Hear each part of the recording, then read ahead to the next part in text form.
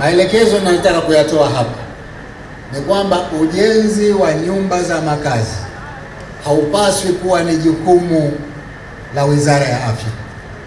Wizara ya Afya wajikite katika jukumu lao la kutoa huduma, wajenge hospitali, wahakikishe huduma zinatolewa.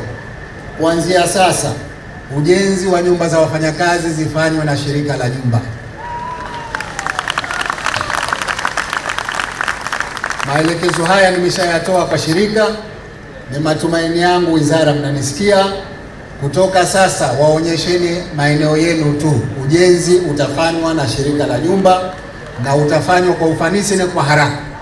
Kwa nini nasema hivyo?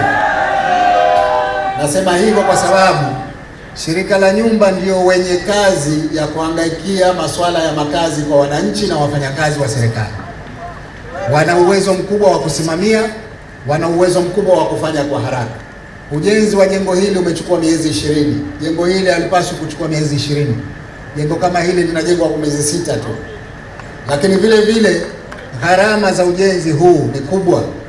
Shirika la nyumba linajenga nyumba na kuziuza kwa milioni 130 mpaka 150 na faida yao imo humo ndani.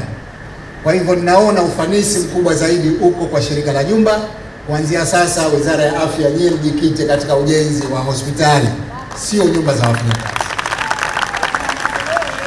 Ni kwamba lengo la serikali ni kuongeza ubora wa huduma za afya nchini, na ndio maana tunafanya kazi mbili.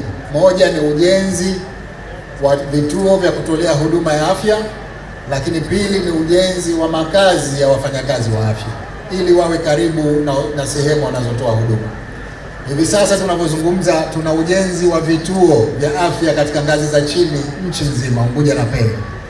Lakini tumeshakamilisha ujenzi wa hospitali za wilaya zote katika wilaya 11. Sasa hivi tumeshaanza ujenzi wa hospitali za mikoa. Mkoa Mjini wa Magharibi imekamilika. Tuko katika harakati za kuhakikisha mikoa yote minne iliyobakia ya Unguja na Pemba inapata hospitali za mikoa. Lakini hatutosubiri zikamilike hospitali za mikoa kabla ya kuanza hospitali kuu za kitaifa, zile za rufaa.